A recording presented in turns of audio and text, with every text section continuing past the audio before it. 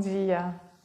Eu sou a Cíntia Domênico e a gente está começando a segunda fase do Festival Ativação Criativa. Bem-vindas!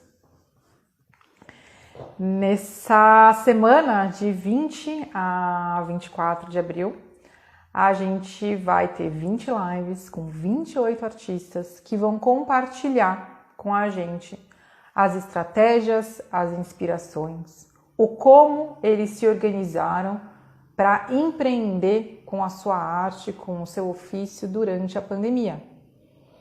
Então, a gente vai ter uma oportunidade única de hackear a cabeça dessa galera criativa, de entender como que eles se organizam, como que eles realizam os seus processos e a gente poder também aprender com eles e aplicar isso na própria carreira, né?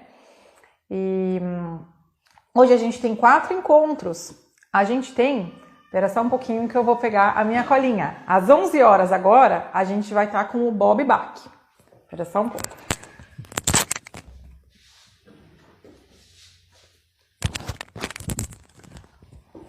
Voltando. Às 11 horas, a gente tá com o Bob Bach. Às 14 horas, a gente vai encontrar a Estela Lapone e o Leirinha Morini. Às 16 horas, a gente encontra o Thiago Rigg.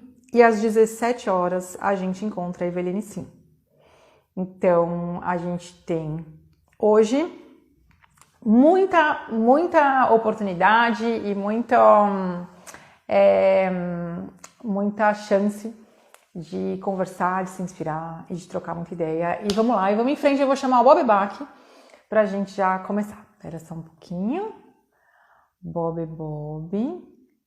Eu queria contar que é a primeira vez que eu tô fazendo uma live. E como eu tava conversando na pré-conversa com o Bob Bach, a primeira vez que ele viajou de avião foi quando ele fez o palco giratório. Para quem não conhece, é um projeto do Sesc que você vai rodando o Brasil com um projeto. Então, assim, ele falou, eu não posso descobrir que eu tenho medo de avião, né? Porque foi a primeira viagem que ele fez. E eu tô na live, eu posso descobrir que eu tenho medo de live, ou como é a minha primeira live, e já vão ser 20 lives. Então, vamos lá, gente. Bob Bach. Heloísa Sobral. Vai entrar também, Elo? Espera só um pouco.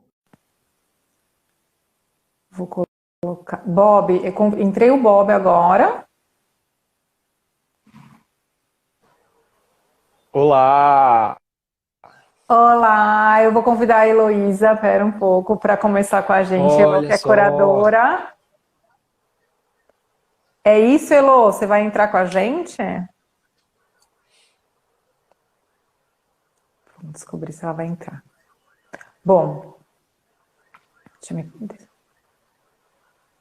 Peraí, Bob. Mais fácil eu baixar. Bom, estamos aqui com o Bob Bach na nossa primeira live do Festival Ativação Criativa.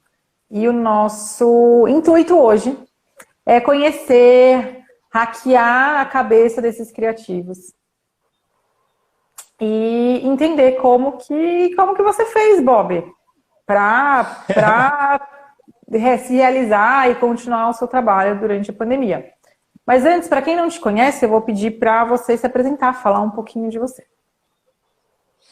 Bom, então, já estou vendo que tem várias pessoas aqui que eu conheço, Felipe Furtada, Eveline, que daqui a pouco, o Marquito. Bom, para quem não me conhece, sou o Bob, eu sou um artista da palavra, eu gosto de me considerar como um artista da palavra. Eu trabalho com a poesia como a semente para diversas outras manifestações artísticas, a dramaturgia, a performance, o roteiro, até mesmo a arte-educação, a poesia está como raiz disso também. E aí isso desemboca em várias coisas, desemboca em livro, desemboca em performance, em vídeo poema, é isso, tendo a poesia e a minha pesquisa com a poesia e com a palavra poética, eu consigo ramificar isso para outras áreas. E como consegue ramificar, né? Eu sou assim uma super fã do Bob. Já tive a oportunidade de trabalhar junto num projeto, um excelente colaborador. Convidem, gente, é ótimo trabalhar com o Bob. Digo mesmo. Né? Obrigada. Eu queria que você contasse pra gente o que você fez, né? Assim, durante a pandemia. Como que você, logo no começo, antes de você falar do processo, você já contar assim, como que foi esse começo, como que foi o susto, o baque, né? O baque, como que foi o baque? Olha só. Como que foi o baque? Foi meio assustador, assim, porque tinham várias coisas engatilhadas, estava começando um processo de arte e educação na Fábrica de Cultura, a gente estava ensaiando uma peça para estrear, tinha performance no Sesc, assim, uma semana antes a gente estava assim, será que vai dar tempo da gente fazer, porque é na semana que vem, e não deu. E aí ficou tudo suspenso, assim. Minha primeira reação foi parar e respirar, assim, porque fora do centro a gente não consegue tomar atitude nenhuma, né? E aí parei, analisei o que estava acontecendo, vi quanto que eu ainda tinha de reserva, fui conversando para ver as possibilidades de retomada e ninguém sabia. E aí eu fiz uma coisa que eu venho trabalhando em fazer, em continuar fazendo isso, que é energia autônoma, isso em muitos sentidos da palavra, assim, tanto energia no campo energético, mesmo de manter a minha própria energia para não ser ladrão de energia dos lugares, e também como minha própria fonte de energia e renda, assim. Então, eu tenho trabalhado nesse projeto de artista em que eu consiga lidar diretamente com o meu público e conversar diretamente com eles e oferecer essa troca relacionada à arte e ao dinheiro de forma mais direta possível, para eu não ter mediadores nesse processo. E aí foi a hora de eu colocar à prova isso, assim. Então aí eu comecei a pensar nas oficinas, que já era uma coisa que eu fazia, mas que eu fazia ainda dependendo de instituições como o Sesc, como, enfim, parceiros convidados, que agradeço muito e que foram muito importantes, mas que nesse momento eles também não conseguiam me ajudar. E aí eu tive que me equipar para conseguir desenvolver essas coisas todas de forma autônoma, e rolou. Uhum. Nossa, essa pandemia, eu trabalho já com empreendedorismo criativo, empreendedorismo artístico há algum tempo, né? E essa pandemia, apesar de todos os horrores, a gente está olhando hoje para o que tem de positivo, né? A gente não vai olhar para os horrores, que é o que a gente vive no nosso dia a dia, hoje a gente está olhando com uma outra lente, né? Mas ela trouxe uma oportunidade única para o criativo realmente empreender, né? De ver o que tem ali dentro e de se relacionar com isso, que é uma grande questão, que é o dinheiro, né? O dinheiro é um tabu do universo criativo e a gente teve uma oportunidade realmente de olhar para isso e ressignificar, né? Espera só um pouquinho, gente, eu estou com uma questão aqui com o carregador. Não está carregando o celular. Talvez, se você puder me ajudar, só um pouquinho. Se puder ajudar mudando esse aqui para lá. É a Lady Murphy. Só que ele fica ela funciona. Foi. Deu certo lá? Deu. Obrigada, gente. Olha só, uma equipe... Aqui. Nada como uma bela equipe, não é mesmo? Não, uma bela equipe, vocês não estão entendendo. Olha a carinha dessa equipe, meu Deus! É a melhor equipe. Melhor equipe. Agora a equipe revoltou. Queria ficar mais. Queria ficar mais, com certeza. Então, e aí, voltando, né? A gente teve essa oportunidade de realmente ressignificar, né, o que é empreender e o que é o dinheiro, porque a gente viu quanto a gente precisa e o que significa uma escassez, que é uma escassez real, né? Assim, de repente, foi tirado, e como é que a gente gera. E o que eu acho interessante é o quanto que o criativo pode usar a sua fonte de criatividade para transformar isso, em dinheiro, em renda, né? Usando, é isso, a sua criatividade, o propósito, aquilo que te move, e o quanto que a gente pode se apropriar realmente disso e transformar isso em dinheiro, né? A força criativa é uma força de trabalho, e é uma força de trabalho que gera dinheiro, enfim. Sim, é uma visão muito estranha, né? Quando a gente põe tanto tempo e tanto ímpeto, tanta energia em alguma coisa e se sente culpado quando monetiza isso, né? Mas assim, é um trabalho. Enquanto a gente não olhar para o nosso trabalho como trabalho, como é que as coisas vão andar, né? Justamente. E se alguém que está assistindo tem umas travas, umas questões nessa relação, também me segue num outro Instagram, que é o Instagram Cintia.terapeuta, porque esse ano o projeto especificamente Terapia para Criativos, Terapia Financeira, e tá rolando e tá sendo super legal. Vamos ressignificar, vamos olhar para isso de um outro jeito e vamos fazer empreendedorismo sensível, gente. Já fiz a minha propaganda também desse outro projeto. Mas, Bob, conta aí, compartilha com as pessoas o que foi, né? O que você fez na pandemia, né? Qual foi o seu empreendimento, a grande sacada? Bom, eu consegui desenvolver com mais profundidade até um projeto que já tinha 5 anos, que é a Poe Silêncio, que é a minha pesquisa da vida. Então, para mim foi muito bom, porque eu tive a oportunidade de parar e olhar para isso, me aprofundar nisso com todo o tempo do mundo e colocando isso como carro-chefe, e quase nunca foi o carro-chefe essa oficina. E ela acontecia geralmente em SESC, centros culturais e tudo mais de forma presencial. Mas a adaptação dela para o formato virtual não foi tão difícil, até porque no formato virtual realmente só aparece quem quer muito, assim. E nessas oficinas, às vezes, gratuitas, em centros culturais, às vezes tem muito ruído, muita gente que aparece, o que é ótimo, né? Porque tem gente que aparece e não sabia que precisava daquilo até descobrir que precisava. Mas também tem gente que não coaduna com a energia do processo. E na internet não, ficou uma coisa bem mais concentrada, eu reduzi o número de horas do encontro e tive que investir em um equipamento básico, um computador, um microfone, mas que assim, a primeira turma já pagou isso e deu para continuar com mais turmas. Então, a partir de, acho que maio do ano passado, ou junho do ano passado, comecei a primeira turma do online, e hoje eu já estou na 13ª turma, e aí passou a 13ª turma, eu consegui desenvolver o módulo 2 dessa mesma oficina, que era um projeto também que eu queria fazer há muito tempo, e todo mundo que acabava a oficina acabava com um gostinho de quero mais, acabava querendo se aprofundar mais nessa pesquisa entre poesia e silêncio, e de forma mais prática, mais autônoma. Eu percebia que a primeira ainda era, mesmo sendo uma oficina, ainda era muito professoral, assim, professor é aquele que fica professando, né? Eu sentia que eu professava demais, e agora nesse módulo 2 eu consegui até abrir e deixar uma coisa mais para projetos, então eu vou instruindo esses projetos que vão se desenvolvendo de uma arte que escapa de nós, de uma visão de arte quase mais oriental, que é uma arte como processo mesmo. Ah, que legal. Então teve uma mudança também na metodologia.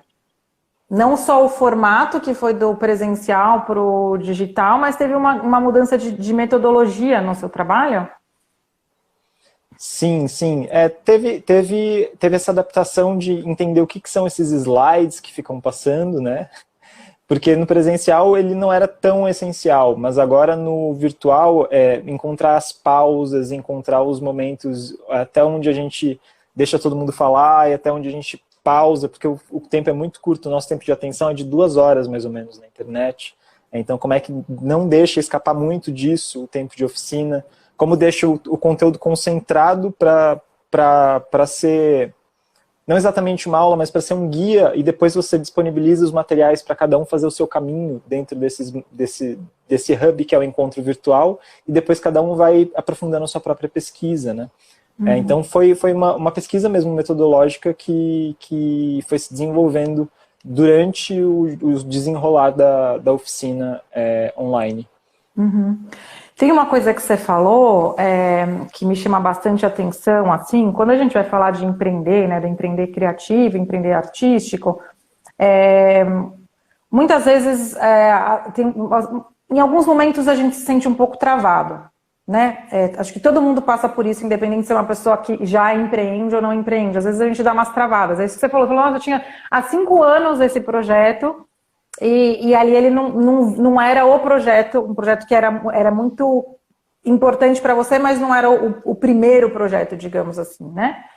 E é muito curioso, interessante ver como você, do seu empreendimento, o quanto que você juntou com o que a gente chama aí o tão dito propósito, sabe? Que é aquilo que te move, né? O propósito nesse sentido, o que te move.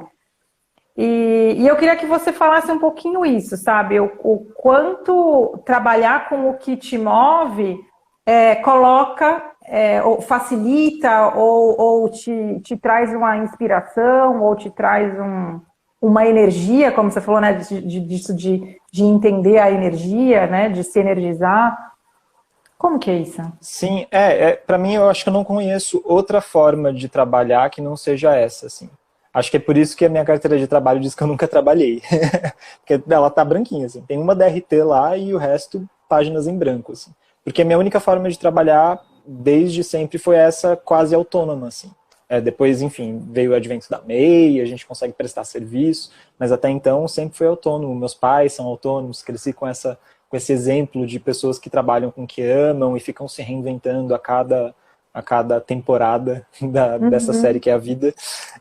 E para mim, eu não consigo, por exemplo, para mim era muito difícil, e ainda é muito difícil, trabalhar no esquema de edital, assim, porque o edital, ele quase que pede uma justificativa da sua arte no mundo.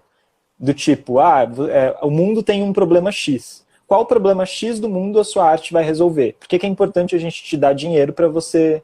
Porque é um serviço que você vai prestar. E para mim, esse olhar para a arte como utilitária, para mim é muito difícil. Eu tenho muita dificuldade. O meu processo artístico, pode ser que ele resolva problemas do mundo, mas eu não sei quais problemas do mundo ela vai resolver, porque, por enquanto, o objetivo dela é a expressão, é a descoberta, é o caminho, ver a arte que escapa de mim, não a arte que é produzida por mim. Então, tudo isso é sempre muito complicado para mim em relação a edital e tudo mais. Então, eu nunca trabalhei com edital, assim, as poucas vezes que eu tentei, esgotou a minha vida, assim, quando eu tive que escrever alguma coisa.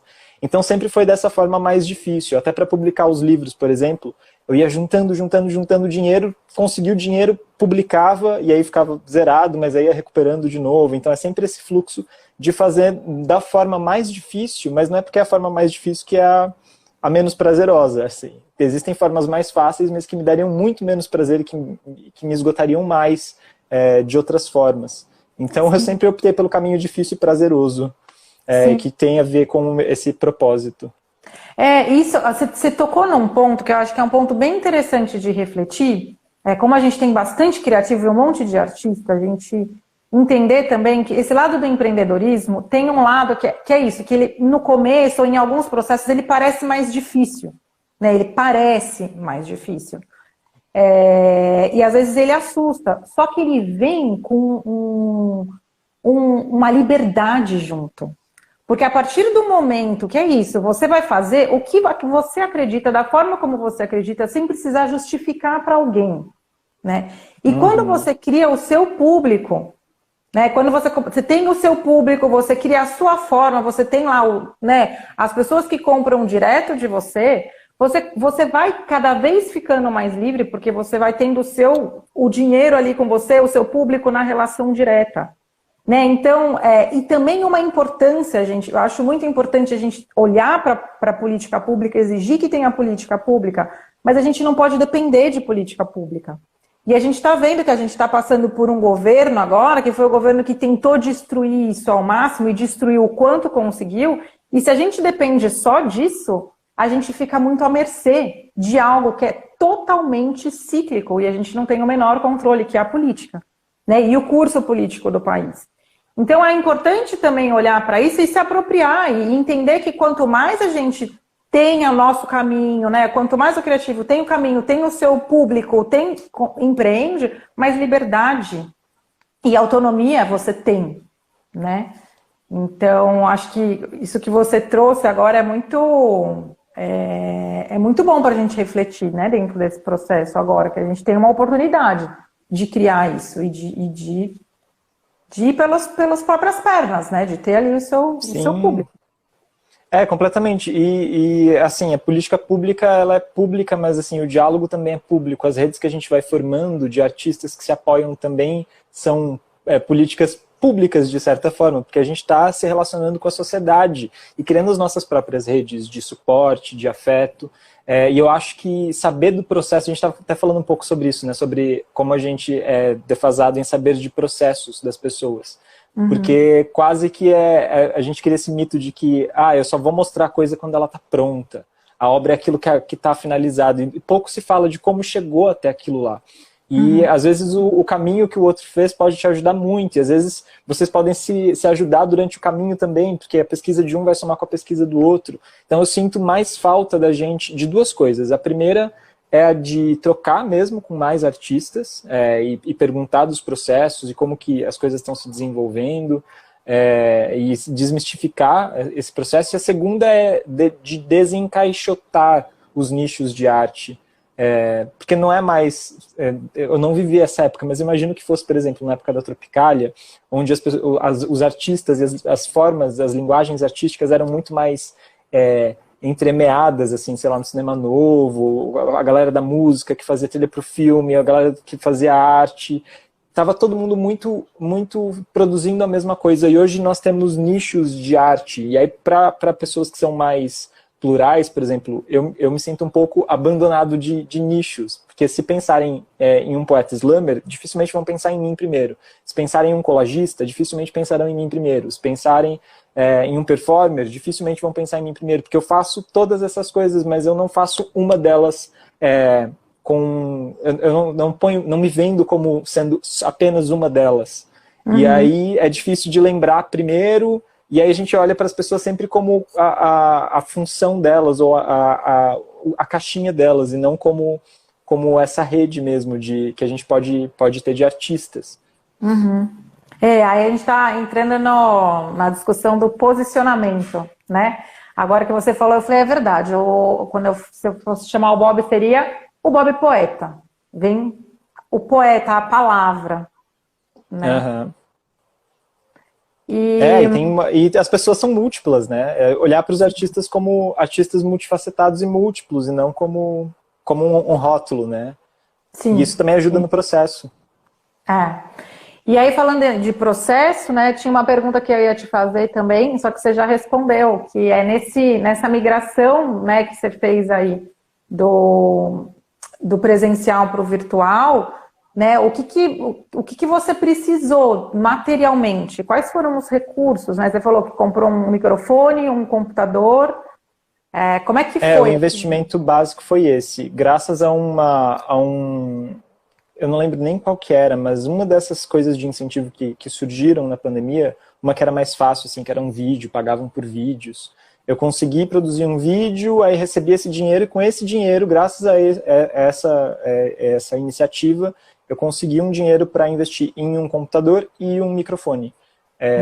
E aí é o básico, assim. E ele se pagou na segunda ou na terceira turma de oficina que eu dei, e tá aí até hoje, assim. Em algum momento vai pifar, mas agora é como gerenciar o caixa, né? Sim, exatamente. Isso é legal também de pensar, né? Assim, quando a gente vai empreender, quando a gente vai realizar, né? Empreender às vezes é meio que parece tipo o Sebrae, sabe? Você se transformar numa outra pessoa, mas quando você vai realizar e fazer essas coisas acontecerem, investir é uma ação que é necessária, né?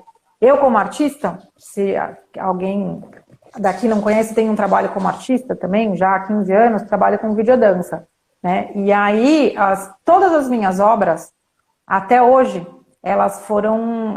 eu investi nas obras. Absolutamente. Também não trabalhei, né, em toda a minha carreira, não trabalhei com edital diretamente para as minhas obras, trabalhei com outros artistas, enfim, outros trabalhos. Mas investir é algo que é importante, sabe? Você coloca ali o seu capital, investe e depois entender que você vai vender aquilo. Então, você vai ter um retorno, né? Então, esse passo de investir é algo que é importante começar a ter essa prática e a coragem, sabe? De falar, eu sei que vai dar certo. E também quando você coloca a grana, você fala, não, isso aí vai ter que rolar mesmo, que vai ter que voltar, sabe? Então, o investimento é importante, né? E... Ai, tô adorando falar dessas coisas de dinheiro, ó. Deixa eu ver aqui, vou ver o que eu tenho mais de pergunta. Isso é uma pergunta importante agora, indo para uma parte mais qualitativa, assim, né? O resultado, quando você fez essa migração, né, do presencial para o virtual, o resultado, teve alguma mudança no resultado, assim, da oficina? Como é que foi isso? Existe uma mudança de presença, é mais difícil instaurar essa roda virtual, fazer com que o grupo se sinta um grupo, e aí você tem que ficar batendo muitas vezes na tecla de aqui o encontro é um encontro, mas depois a oficina continua no grupo do WhatsApp, lá nós somos um grupo, não usem o grupo como uma lista de contatos, usem o grupo como um grupo para trocar, conversar, porque é mais fácil isso quando a gente está no presencial, tem, sei lá, os 30 minutos antes da oficina, que todo mundo está lá conversando, que as pessoas estão trocando, se conhecendo, criando as redes de contatos delas, que eu acho muito importante, que a gente está perdendo um pouco nesse campo virtual. Então, existe essa diferença de agrupar o grupo, mas no sentido de passar o conteúdo, de ter mais tempo de pergunta e resposta, de debate, de olhar para a produção do outro, no meu caso, como é arte e educação, de olhar para a produção do outro e comentar um por um, eu ganhei muito nisso. Acho que ficou mais sensível, mais apurado até. Olha que ótimo. Eu acho que o exercício no virtual, o exercício da empatia, né, ele precisa de uma outra qualidade, assim, né? Isso é uma coisa que eu percebi também, porque ela... Você percebeu como que é a empatia? Como que ficou a empatia, a sua relação empática com o virtual? É muito difícil de...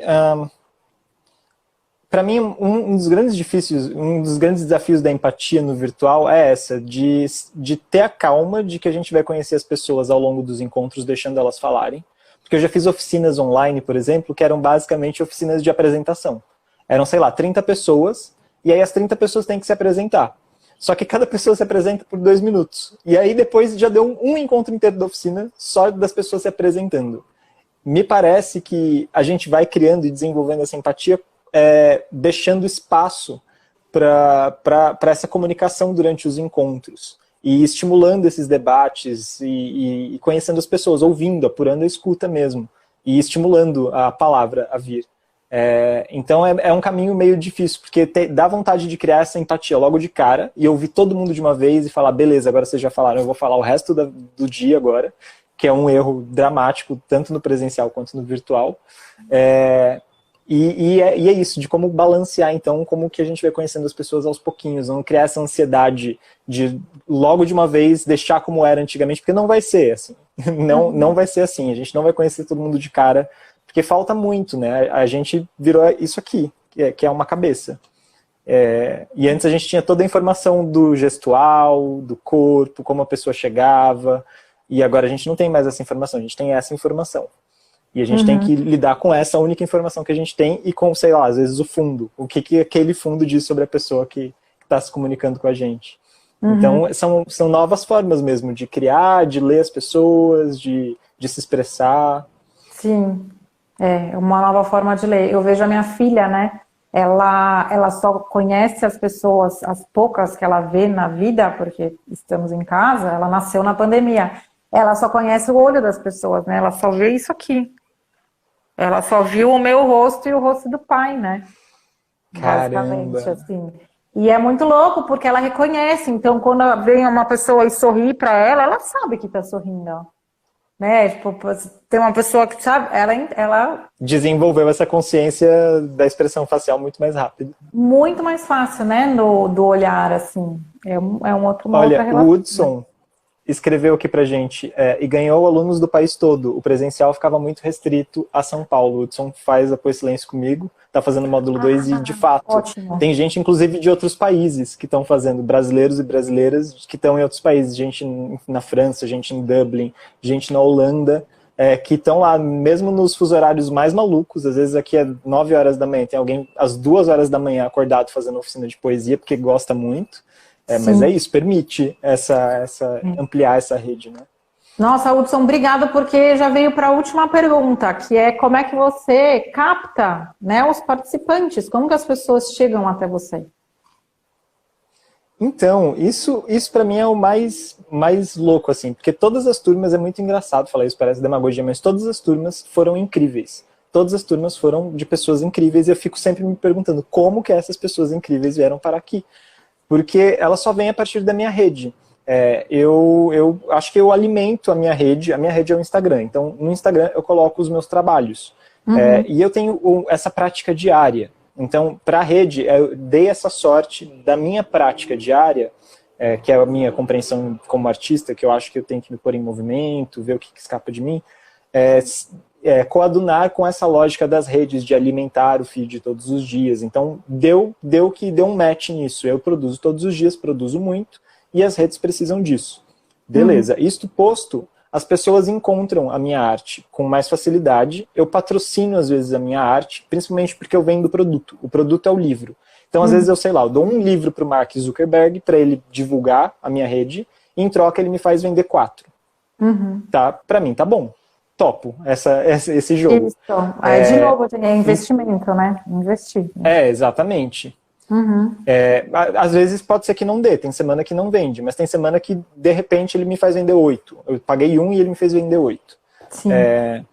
Então isso foi fazendo minha rede crescer e fui me conectando com as pessoas, mas acho que o conectar tá além das pessoas descobrirem a sua arte. Tá quando elas conversam com você, quando elas compartilham a sua obra, se você reage a esse compartilhamento e como você reage a esse compartilhamento, que tipo de conversa, como você trata as pessoas na rede, né? Quase a micro etiqueta virtual básica, mínima, e que é isso, né? Às vezes é o mínimo que é responder alguém de forma sem ser um Ctrl-C, Ctrl-V. Às vezes esse mínimo já é o bastante para você se conectar com alguém que vai acompanhar o seu trabalho por muito tempo, assim. E aí essas pessoas se interessam e, enfim, vai criando, uma pessoa vai falando para outra e vira rede. Sim, o essencial, né, de quem tá trabalhando no marketing digital, quem está criando conteúdo, é que você tem um conteúdo de qualidade, você tem uma consistência na sua frequência, né, então quando você se propõe, você tem que ser consistente naquilo e dar atenção. Não é postar e sumir, né? Isso, a pessoa comentou, você vai lá, conversa, porque, de novo, é uma rede social, então você está se relacionando, ó, né? Não é porque está distante, né? Na verdade, ou porque você está distante, você precisa de um cuidado maior, né? Assim, porque Exatamente. não tem toda essa a outra leitura, volta porque a gente estava falando do curso, né? Ah, que bacana. E você quer mostrar, então, para a gente o que você tem feito? Quer mostrar os livros? O que você gostaria de mostrar aí das suas criações para a gente? Caramba! Eu posso dizer um poema. É isso, eu tenho o livro. O livro último, ele se desenvolveu dessa forma. Ele faz parte de uma sequência de 3 livros de poemas e colagens. Primeiro veio Nébula, depois veio Nódoa. E aí, quem sabe esse ano ou o próximo vem o 3º.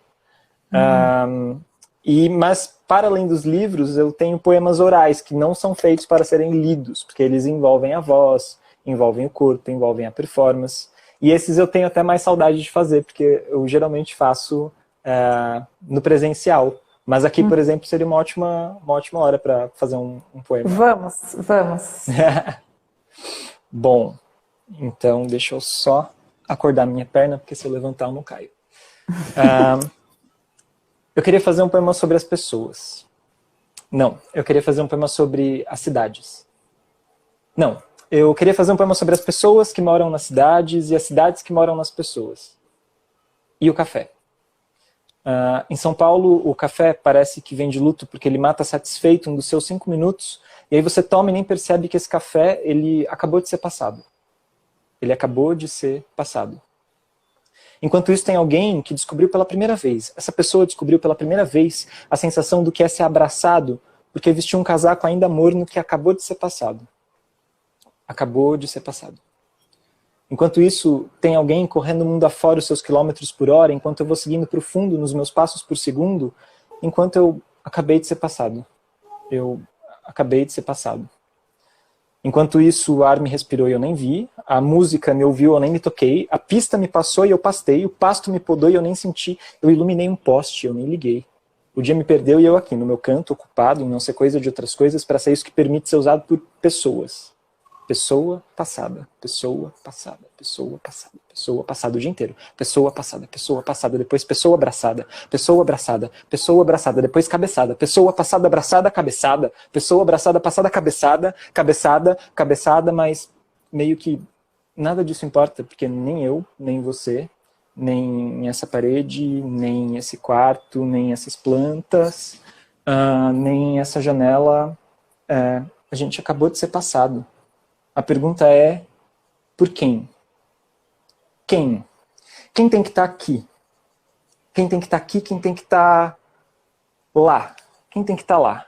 Quem tem que estar lá? Quem tem que estar aqui? Quem tem que estar lá? Quem tem que estar aqui? Quem tem que estar lá? Quem tem que quitar? Vixe, quem tem que quitar?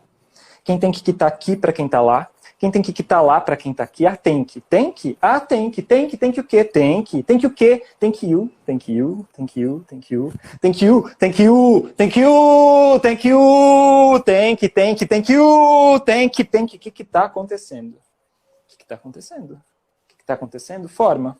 Forma, deforma, desforma. Forma, deforma, desforma. Forma, deforma, desforma. Transforma, não informa, não transforma, não informa, informa, transformata. Formata. Você tá aqui ou você tá lá? Você tá aqui. Você tá aqui que tá acontecendo. Você tá aqui que tá acontecendo. Quem tem que calar? Acabou. Esse mindfuck. Ai, animal. Eu sou muito fã, cara. Muito fã mesmo. Ai, Bob, obrigada. Eu que agradeço, foi um ótimo papo. Eu adoro falar sobre o processo. Sempre que quiser falar sobre o processo, gente, me chama no inbox, vamos conversar sobre o processo. Eu acho ótimo. Maravilha. Chame, gente, chame. E é isso, com muita dificuldade eu vou me despedir agora. Eu gostaria de continuar trocando, conversando. Talvez a gente possa marcar um dia, outro dia só para isso. Sim! Mas vou me despedir agora, vou concluir e agradecer mais uma vez pela sua presença, pela sua contribuição e por essa maravilhosidade que foi esse poema. Obrigado, eu que agradeço e vou ficar acompanhando hoje, quero ver todo mundo. O que vão falar hoje. Então vamos lá, só lembrando, gente, às 14 horas a gente tem a Estela Lapone e o Lilinha Morini, às 16 horas Thiago Rigg e às 17 horas Eveline Sim. E tá chegando a minha super equipe. Durante todo o dia teremos Laurinha. Durante todo o dia teremos Laurinha. E Dona Pina passando e dando rabadinha aqui embaixo do celular também. E viva o home office! Beijo! Beijo, tchau, tchau. Obrigada. Tchau. Tchau.